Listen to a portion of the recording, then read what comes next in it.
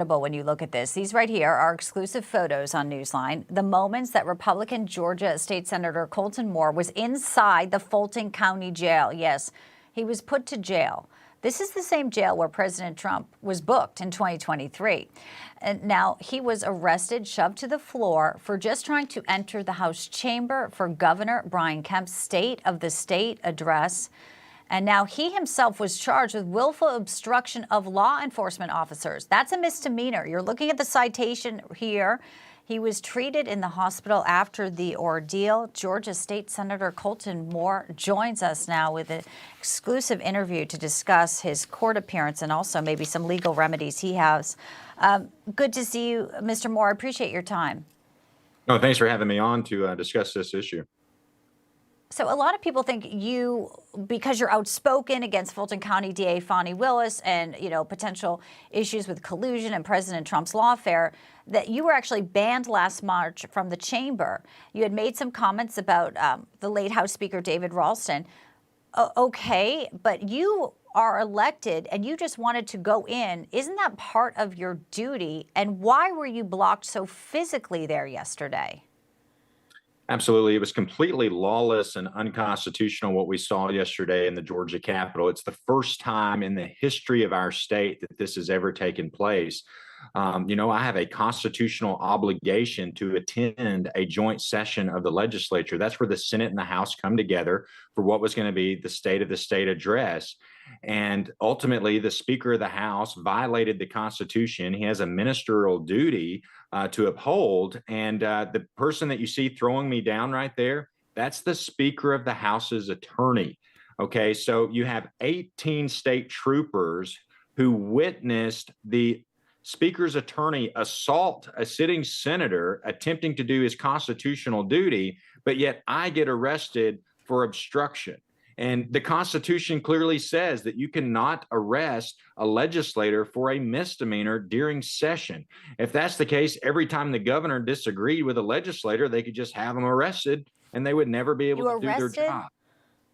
You were put in jail, and today you were arrested, you were put in jail, and today you actually had to appear in court. So no, I didn't appear in court. I appeared on the Senate chamber, and if the court wanted me, they knew where to find me because I have a constitutional obligation to represent the citizens of Northwest Georgia. I have no constitutional obligation to attend their phony court case. Okay, so what is your legal recourse? As you said very clearly, there's Article 3 of the Georgia Constitution. You're an elected senator. You're expected to participate. They block you from doing that. Then you are, per this video, many would argue, assaulted. And you went to the hospital. What is your next move? You plan to file some charges? I know you probably have attorneys that are, advising you. Is there a legal recourse here for you? No, absolutely. I mean, there's a massive civil suit getting constructed. Ultimately, there's a lot of different actors here, a lot of people who raised their hand and they swore an oath to the Constitution. And they violated that oath by not upholding it. Even the Speaker of the House has a ministerial duty to not hold grudges against someone and go seek out men with pistols to arrest them over a unanimous decision of both chambers to come together. So there is a lot of people who are going to get a lawsuit on this. I mean, that's the only legal recourse I have at this point. Senator Moore, I mean, I'm not going to stop doing my job. Senator Moore, a lot of people look at Georgia and say, what is going on here? You have Fani Willis, who may be disbarred, may be investigated even further, using taxpayer money with her boyfriend, Nathan Wade, to propagate lawfare. This happens to you.